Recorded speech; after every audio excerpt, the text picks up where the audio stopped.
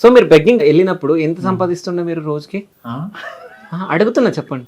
అంటే చేసేదాన్ని house openings కి చెప్తాను చూడండి, మీరు అడిగారు కాబట్టి లాజిక్ గా.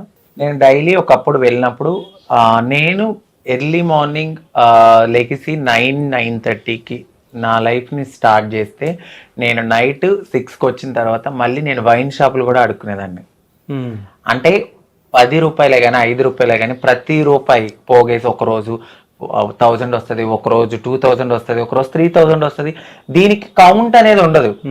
ఒకరోజు ఎక్కువ రావచ్చు, ఫ్లక్చువేట్ అవుతూ ఉంటది కదా. ఆ వచ్చిన రూపాయిని నేను చిట్టీల రూపంలో దాచుకుని చిట్టీలు వేస్తూ నేను తినక కష్టపడి ఏదైనా ఓపెనింగ్ ఉంటే వాళ్ళు ఇచ్చింది వాళ్ళు 10 రూపాయలు ఇవ్వని 10,000 ఇవ్వని, అది కూడా నేను ఒక్కదాన్నే వెళ్ళి తీసుకుని వాళ్ళకి బ్లెస్ చేసి వచ్చిన డబ్బులు అన్నీ. ఇంకోటి ఈ మధ్య కాలంలో కొంచెం వచ్చిన యూట్యూబ్ డబ్బులు ఇవి యాడ్ చేశాను అంతే. ఓకే, నేను చిట్టీలు వెయ్యగా దాచుకున్న డబ్బులు ప్రతిదీ దాయగా చేసుకున్నాను. ఓకే, ఇప్పుడు యూట్యూబ్ నుంచి ఎంత సంపాదిస్తున్నారు? నెలకి ఎన్ని లక్షలు వస్తున్నాయి? నిజం చెప్పండి. నేను ఇప్పటి వరకు మా ఛానల్లో కూడా రివీల్ చేయలేదు. ఓకే, మీ ఇష్టం, చెప్పాలనుకుంటే చెప్పండి, లేకుంటలేదు. లక్షలు అయితే వస్తున్నాయి కదా? వస్తున్నాయి, లక్షలు వస్తున్నాయి. అవునా? సో మిలియన్లు పోతున్నాయి అంట. కదా అంతగానం? అంటే 1.5 కి మధ్యలో ఉంది. లక్షలే కదా మరి. అదే ఇంకా లక్ష కంటే ఎక్కువ వస్తుందంట. 1.5 1,70,000 అంతే. కానీ అది మీరు కష్టపడుతున్నారు. సో మీ ఇంట్లో మీరు కష్టపడి మీరు చేసుకుంటారు కాబట్టి అది వేరే వాళ్ళ డబ్బే ఏం కాదు, మీ డబ్బే. సో చెప్పుకోవచ్చు ధైర్యంగా సంపాదించినంత. ఎవరు వచ్చి మిమ్మల్ని మీ దగ్గర గుంజుకొని వెళ్ళారు కదా, అంతే కదా? అంతేలేండి, 1.7 1.8 అట్లా వస్తుంది. ఓకే, సో రాజు గారికి నెల శాలరీ ఎంత వస్తుంది? ఈయనకి 3 వస్తుంది అండి. 3L. 2.5 వచ్చాయి పాత దాంట్లో, ఓకే, ఇప్పుడు 3 దాకా వస్తుంది కొత్త దాంట్లో. ఓకే, భర్తలో సగం భార్య. సో అంత సంపాదిస్తున్నారు ఇప్పుడు యూట్యూబ్ వల్ల, అంతేనా? సో కెమెరామ్యాన్ ఎవరు మీకు? మా అబ్బాయి. మీ అబ్బాయి. సో మీ అబ్బాయి అంటే ఎవరైనా అసలు? సాయి అండి. ఓకే, మాకు ఎప్పటి నుంచో క్లోజ్. సో మాతోనే ఉంటాడు తను. ఏడుస్తున్నాం అనుకుంటున్నా? లేదు, ఓకే, మాతోనే ఉంటాడు. ఒక అబ్బాయి. మేము ఎలా అంటే ఇంకా పెంచుకోవట్లేదు కాబట్టి తను ఉన్నంత వరకు, తనకి జాబ్ వచ్చే వరకు మాతోనే ఉంటానని ఉంటాడనమాట. ఫ్యామిలీ పర్సన్ అంతే. సో అంటే తను మీ దగ్గరకు వచ్చినంటే నెక్స్ట్ ఆయన ప్లానింగ్ ఏమైనా ఉందా? ఎవరికండి? మీ సాయికి? లేదేమి. ఓకే, ఓన్లీ ప్రేమగా వచ్చాడు, ప్రేమగా ఉంటున్నాడు. ఓకే, జాబ్ సెటిల్ అవ్వాలి కాబట్టి ఇక్కడ మాదాపూర్ ఇంటర్వ్యూస్ కి వాటికి అటెండ్ అవ్వడానికి ఇక్కడ దగ్గర వాళ్ళ ఓన్ హౌస్ కూడా ఉంది, అక్కడికి వెళ్తాడు, ఫ్యామిలీ దగ్గరికి వెళ్తాడు. సో అంటే మీకు పిల్లలు పుట్టారు కదా, సో నెక్స్ట్ ప్లానింగ్ ఏంది ఫ్యూచర్ లో? పెంచుకోవాలనుకుంటున్నాం. అంటే దత్తత తీసుకుంటారా లేకుంటే ఎట్లా? దత్తతే తీసుకుంటాం. ఓకే, ఎంతమంది పిల్లల్ని? ఇద్దరు చాలా? డజన్ వద్దా?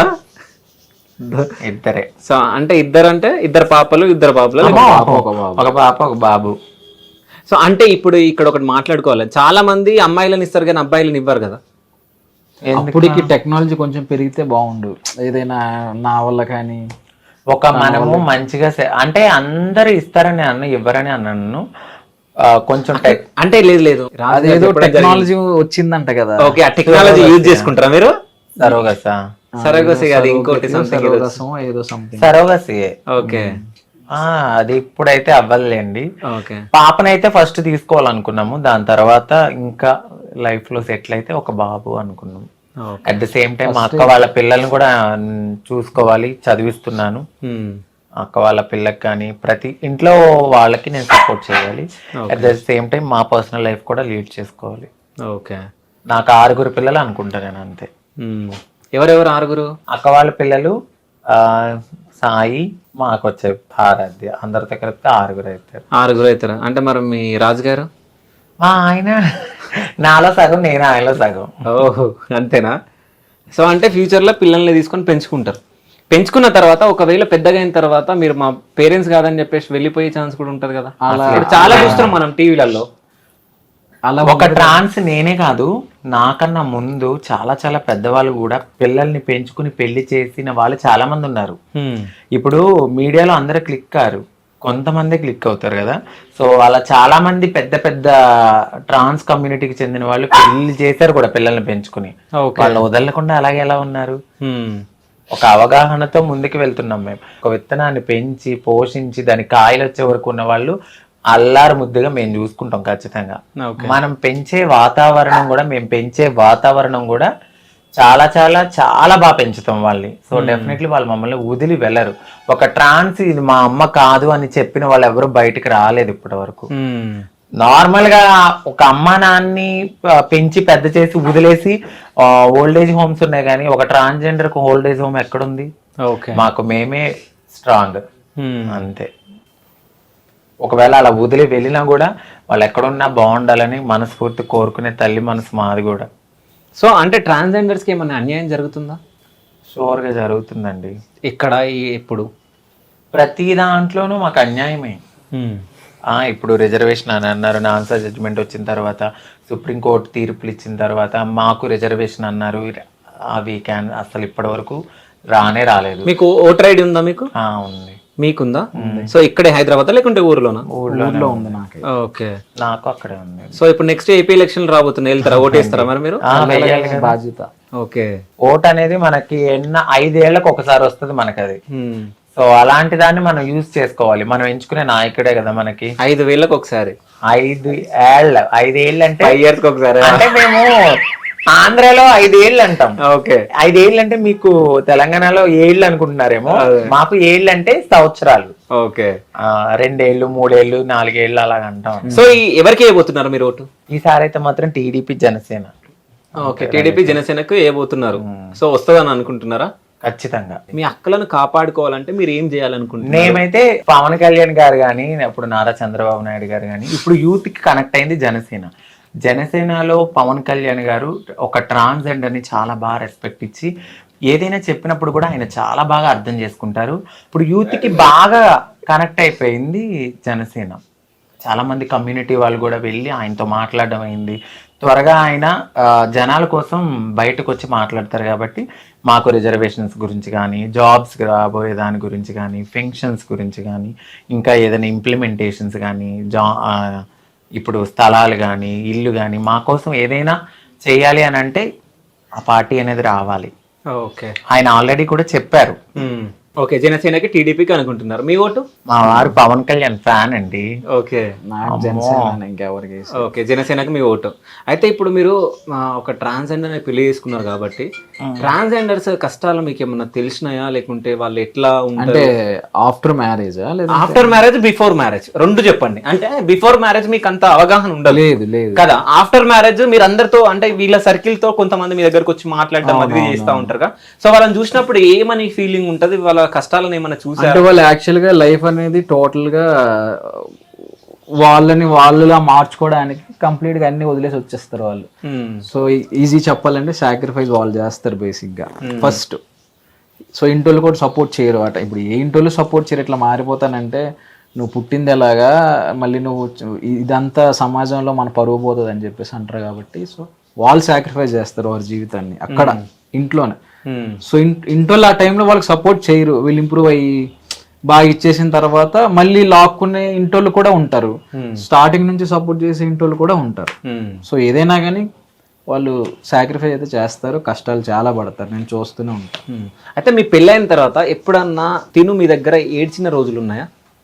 పెళ్ళైన తర్వాత తన కష్టాలు అవి చెప్పుకొని ఏడుస్తుంది కానీ కనిపించదు, అంటే చూపియదు. ఓకే, కళ్ళ నుంచి నీళ్ళు వస్తే నాకు తెలుస్తుంది, దాన్ని దాచిపెట్టేస్తుంది అట్లా. ఓకే, ఇంకా కష్టాలు నేను అన్ని తెలుసు ఓవరాల్ గా. సో A to Z తన గురించి నాకు తెలుసు కాబట్టి ఇంకా తెలియాల్సినవి ఏమీ లేవు.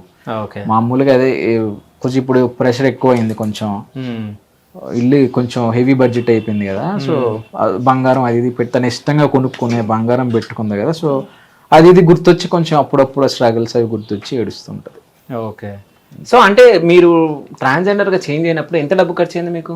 నాకు అయిందండి 10. సో అంటే మీ ఆపరేషన్ 10 లక్షలు ఖర్చు అయిందా? అవునండి. ఓకే, అంత డబ్బు ఎక్కడి నుంచి వచ్చింది మీకు? ఇట్లానే భిక్షాటన చేసుకోవడము. కొంచెం మా ఫ్రెండ్స్ అప్పిచ్చారు నాకు. ఓకే, ఒకరు 3 లక్షలు ఇచ్చారు, ఒకరేమో 2 లక్షలు ఇచ్చారు. ఆ తర్వాత కొద్ది కొద్దిగా వాళ్ళకి తీర్చుకుంటూ చిట్టీలు వేసుకుంటూ తీర్చాను నేను. ఓకే, అయితే ఇప్పుడు ట్రాన్స్జెండర్ కి ఒక చెడ్డ పేరు ఉందండి. ఎట్లా అంటే సెక్స్ వర్క్ చేస్తారు, అది ఇది రోడ్ల పైన తిరుగుతారు, అది ఇది. అంటే మీ దగ్గరికి ఎవరన్నా వచ్చినప్పుడు వాళ్ళకి ఏమైనా సజెషన్లు ఇస్తారా మీరు? అంటే ఆ వర్క్ వద్దు మనకి, ఇట్లా ఉండండి మీరు, ఒకవేళ ఎవరన్నా అబ్బాయిలు మీ దగ్గరకు వచ్చి మేము చేంజ్ అవ్వాలనుకుంటున్నాం అన్నప్పుడు మీరు ఏం సజెషన్లు ఇస్తారు వాళ్ళకి? సెక్స్ వర్క్ అనేది నాకు తెలిసినంత వరకు, ఇప్పుడు నన్ను వదిలేయండి, ఇప్పుడు నాకు పెళ్ళయింది కాబట్టి అది వేరు. సెక్స్ వర్క్ చేయడం అనేది ఆపేయాలనుకున్నప్పుడు మాకు ఫస్ట్ ఒక ఉపాధి అనేది ఇవ్వాలి. ఇప్పుడు చూస్తూ చూస్తూ ఒక మనిషి ఆకలి చచ్చిపోతుంటే ఎవరు ఊరుకుంటారు? ఊరుకోరు కదా. ఒక రకంగా సెక్స్ వర్క్ మా కమ్యూనిటీలో కొంతమంది చేయడం బట్టే కొన్ని మానభంగాలు అలాంటివి అనేవి తగ్గినాయి. ఇప్పుడు కావాలని ఎవ్వరు వాళ్ళ ఒళ్ళు తీసి వేరే వాళ్ళకి అర్పించాలని ఎవ్వరు అనుకోరు. ఏదో ఒక ఉపాధి లేకో, వాళ్ళకు ఒక జీవితం లేకో, ఇక బ్రతకలేని స్థితిలో కూడా బ్రతకాలి, ఇటు తల్లిదండ్రులు దూరం చేసి నా కడుపు నేను కాల్చుకుని ఏదో చేయాలి అన్న ఉద్దేశంతో ఈ మధ్యకాలంలో కొంతమంది చేస్తున్నారేమో తప్ప మాకేమి సరదా ఎక్కువ మా కమ్యూనిటీ వాళ్ళకి ఏదో ఇదైపోయి అయితే ఖచ్చితంగా చేయరు. ఒక మంచి ఉపాధి ఇవ్వండి, ఎందుకు చేసుకుంటారు? చేసుకోరు. ఇలా సెక్స్ వర్క్ చేసి ఒక అపోహతో ఇలా చూసే బదులు వాళ్ళకు ఒక జీవనాద వృత్తి చూపియండి. గిన్నెలు కడుగుతాకెళ్తే మీరు అసలు హోటల్స్ పెట్టారు కొంతమంది ట్రాన్స్జెండర్స్, మీ దగ్గర తినమని వెళ్ళిపోయారు. దానికి పనికిరం మేము. మేము సొంతగా వృత్తి చేసి కూరగాయలు అమ్ముకుంటే దగ్గర కొనకూడదని చెప్పి పక్కన కొన్న వాళ్ళు ఎంతో మంది బాధపడిన ట్రాన్స్జెండర్స్ ఉన్నారు. అట్లానే ఐటీ ఎంప్లాయీలోకి వెళ్ళిన వాళ్ళు కూడా కొంచెం అవమానించి కొద్దిగా మానేసిన వాళ్ళు కూడా ఉన్నారు. మీరు ఎంకరేజ్ చేయండి, డిస్కరేజ్ చేయొద్దు. హోటల్ పెట్టుకున్న వాళ్ళని కూడా మీరు తినకపోతే మీ దగ్గర తినము అని చెప్పి వెళ్ళిపోయిన వాళ్ళు కూడా ఉన్నారు. అలాగే నైట్ పూట నుంచుంటే మాత్రం వస్తారు. అంటే మీరే కదా మమ్మల్ని అలా ప్రోత్సహిస్తున్నారు. అదే మీరు నార్మల్ గా వీళ్ళు ఏదో వృత్తి చేసుకుంటున్నారు, కడుపు నిండా అన్నం పెడుతున్నారని అలాంటివి కూడా ఎంకరేజ్ చేస్తుంటే అవి రావేమో. అయితే ఇంకోటి నేను ఒకటి చెప్తాను, ఒకవేళ మా వాళ్ళు ఆ వృత్తి చేసిన మాకన్నా ముందు నోరు తెరిస్తే పలానా అబ్బాయి బయటకు వచ్చారు అనుకుంటే ఎన్ని కాపురాలు కూలిపోతాయి. అవి కూడా కడుపులో పెట్టుకుని వచ్చిన వాళ్ళకు ఏదైతే వచ్చారో ఆ పని చూసుకుని వదిలేస్తారు అంతే తప్ప వాళ్ళ జోలికి వెళ్ళరు, ఏమీ చెయ్యరు. కానీ ఇది ఒకటి అడగాలి, నేను ఇట్లాగే విన్నా న్యూస్ లో. అంటే మీరు ఒకవేళ నిల్చున్నప్పుడు అంటే ట్రాన్స్జెండర్స్ నిజంగా లాయర్స్, డాక్టర్స్, పెద్ద పెద్ద వాళ్ళు వస్తారంట, అంటే పొలిటికల్ లీడర్స్ అట్లా, నిజమేనా అదంతా? అవును, వస్తారండి. ఓకే.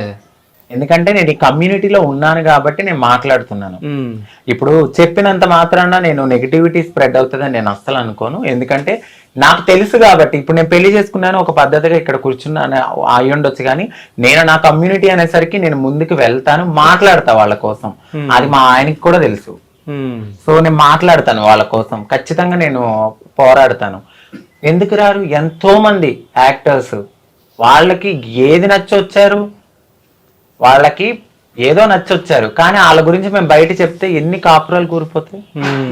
ఎంతసేపు వీళ్ళే చేశారు మీరు ఎందుకు వెళ్తున్నారయ్యా? వెళ్ళకండి. మీరు ఎందుకు వెళ్తున్నారు? వెళ్ళొద్దు. నుంచి వాళ్ళే వెళ్ళిపోతారు. మీరు వెళ్తున్నారంటే మీరు అప్పుడు మరి అలాంటప్పుడు వాళ్ళు ఎందుకు వెళ్తున్నారు? నుంచున్నారేమో అనుకుని వదిలేయచ్చుగా. దీంట్లో 2 రకాలు ఉన్నాయి. ఇప్పుడు నేను నార్మల్ గా నడుచుకుంటూ 12ంటికి నేను నడుచుకుంటూ వచ్చినా నేను అదే అనుకుని అన్న కూడా ఆపిన వాళ్ళు ఉంటారు. అలా కాకుండా కడుపు కోతకి వెళ్ళి నుంచున్న వాళ్ళు కూడా అలాగే అనుకుంటారు. మరి వచ్చి మీరు ఎలా వస్తున్నారు? పెళ్లిళ్ళు చేసుకుని మీరు హ్యాపీగా ఉండండి. వాళ్ళు ఎంతమంది ఆడపిల్లల జీవితంలో మరి మోసం చేస్తున్నారు? సెక్స్ వర్క్ మాత్రం మమ్మల్ని అలా చూస్తారు అంతే. అది కరెక్ట్ కాదు. మీరు ఎంకరేజ్ చేయకండి. ఫస్ట్ నుంచిన వాళ్ళే వెళ్ళిపోతారు. ఏం అవ్వట్లేదని వేరే ఆధారం చూసుకుంటారేమో. లాజిక్ గా ఆలోచిస్తే అది కరెక్టే కదా. సో అంటే మీ డ్రీమ్ ఏంది? మీరు ఏం చేయాలనుకుంటున్నారు? ఏమైనా ట్రస్ట్ గానీ ఏమైనా పెట్టాలనుకుంటున్నారా? ఫస్ట్ అయితే నేను, మా వారు, మా పిల్లలు, మా ఫ్యామిలీ మేము కొంచెం సెటిల్ అయ్యాక ఈ యూట్యూబ్ మీదనే నాకు ట్రస్ట్ పెట్టాలన్నంత లేదు, కానీ నాకు తోచిన దాంట్లో ఎవరో కొంతమందికి హెల్ప్ చేసుకుంటాను. సో అంటే నేను మీ దగ్గరికి వచ్చా, నేను 1 వీక్ బ్యాక్ నేను ఒకరిని ఫోటో తీయడం జరిగింది.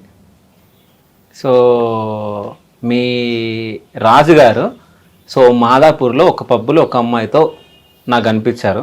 సో ఆ ఫోటో మీకు చూపిస్తా. సో మీ రియాక్షన్ ఎట్లుంటుంది? ఏముంది, సరదాగా మా వారు అలాగే ఏమి ఉండదు. ఆయన పబ్బుకి ఏమి వెళ్ళరే నాకు చెప్పకుండా. ఓకే. రియాక్షన్ ఏమి ఉండదు అసలు. దాని హ్యాపీయా మీకు? హ్యాపీ అని ఏమి లేదు, కానీ అస్సలు జరగదు. జరిగితే 110% బల్లగుద్ది చెప్తున్నాను. మా వారు నేను లేకుండా పబ్బుకి అంతే వెళ్ళడు. ఓకే. ఫోటో అసలు చూడను కూడా, అది ఏదో మీరు మాఫీ చేశారేమో అనుకుంటా నేను. ఓహో మేము మార్ఫింగ్ చేసి చూపిస్తామా? ఆ. ఓకే, అంటే మీరు మీ పిచ్చి నమ్మకం అనుకుంటా ఐ థింక్. అది నాకు మా ఆయన మీద ఉన్న దృఢమైన నమ్మకం అని ఎందుకు అనుకోరు. ఓకే, సో చూపిస్తే చూపియండి. సరే మీ ఆయన్ని అడగండి ఒకసారి, వెళ్ళి రాలేదా? చూపించండి చూస్తా. హా? ఇంపాసిబుల్. ఆ రోజు మీరు నాకు దొరకలే ఫోటోకి, లేకుంటే ఆ రోజు ఫోటో తీస్తుండే. మా వారి పబ్బకి వెళ్ళిన మాట అయితే వాస్తవం, నాకు చెప్పే వెళ్ళారు. అది ఎప్పుడు అంటే నేను ఒక డ్రింక్ చేయాలన్నా అక్కడ పర్మిషన్ ఉండాలి. ఈయనను మా తమ్ముడు ఇద్దరు కలిసి వెళ్ళారు.